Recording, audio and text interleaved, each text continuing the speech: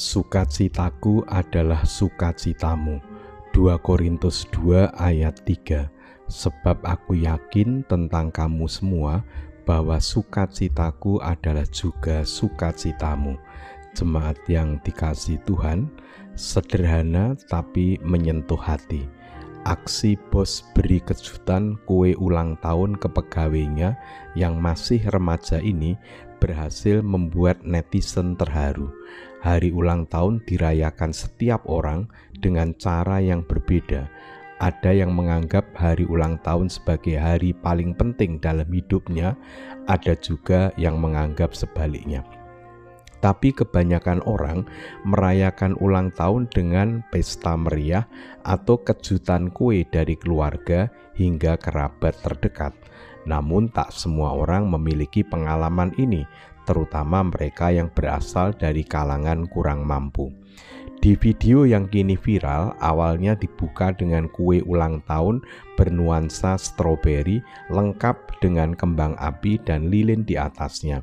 Video itu diambil dari sebuah bengkel yang kemungkinan berasal di India. Tak berapa lama masuk seorang remaja pria yang berlari membawa sebotol minuman Coca-Cola di tangannya. Dari narasi yang ada, sang bos sengaja meminta pegawainya yang masih remaja itu untuk membelikannya minuman, sementara dirinya dan karyawan lainnya menyiapkan kue ulang tahun untuk remaja ini. Ketika remaja itu datang, wajahnya langsung terkejut dengan senyuman penuh bahagia yang tertera di wajahnya. Remaja itu sempat tak percaya jika dirinya benar-benar mendapatkan kue ulang tahun di hari ulang tahunnya. Detik.com 15 September 2023. Jemaat terkasih, si bos melakukan itu dengan sukacita yang menjadikan orang lain bersukacita. Yang bersukacita bukan hanya pegawainya yang diberi roti ulang tahun, tetapi orang-orang yang menyaksikan peristiwa itu, juga yang membaca berita itu. Perbuatan baik selalu membuat banyak orang berbahagia, baik yang menerima kebaikan, juga yang menyaksikan kebaikan. Jemaat terkasih, Rasul Paulus mengatakan bahwa sukacitaku adalah sukacitamu. Artinya yang dilakukan Rasul Paulus dengan sukacita menimbulkan sukacita bagi orang lain.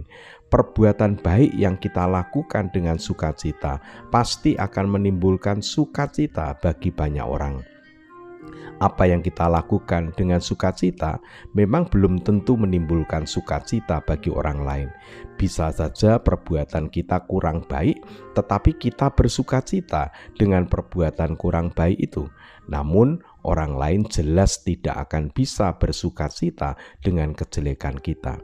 Yang dimaksud dengan perkataan Rasul Paulus adalah ajakan bagi kita agar melakukan sesuatu yang menimbulkan sukacita kedua belah pihak. Yang berbuat baik dan menerima kebaikan sama-sama merasakan sukacita. Panggilan hidup orang beriman adalah melakukan kebaikan dengan sukacita sehingga menjadikan orang lain juga bersukacita. Kita berbahagia ketika dapat melakukan kebaikan kepada orang lain. Orang lain juga akan bahagia menerima kebaikan itu, dan kebahagiaan itu akan kembali kepada kita. Jadi melakukan kebaikan dengan sukacita sudah membahagiakan, apalagi bisa merasakan kebahagiaan orang lain, maka kebahagiaan kita akan bertambah-tambah.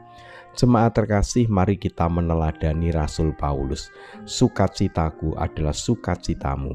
Kita melakukan sesuatu yang menimbulkan sukacita, baik bagi kita yang melakukan maupun orang lain yang menerima. Dengan demikian, perbuatan baik yang kita lakukan harus disertai dan didasari dengan hati yang sukacita agar kita tidak bosan dan lelah berbuat baik. Perbuatan baik itu akan menjadikan orang lain sukacita. Hidup bersama yang saling merasakan sukacita itulah yang Tuhan kehendaki di dalam kehidupan kita. Salam sehat, salam bahagia. Tuhan Yesus memberkati. Mari kita berdoa. Allah yang Maha Kasih, yang kami yakini hadir dan berkarya di dalam Allah Bapa, Allah Anak, dan Roh Kudus.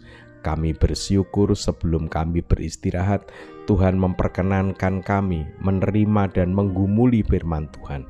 Kembali Tuhan mengingatkan agar kami dapat menjadikan orang lain sukacita, agar kami dapat melakukan kebaikan dengan sukacita dan orang lain pun juga merasakan sukacita. Kami berdoa untuk seluruh warga jemaat, kiranya Tuhan senantiasa memberikan kehidupan yang damai dan sejahtera.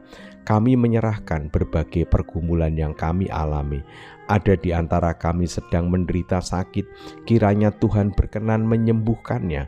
Ada yang sedang mengalami duka cita dan beban berat kehidupan, Tuhan berkenan hadir, menyertai dan menolong kami.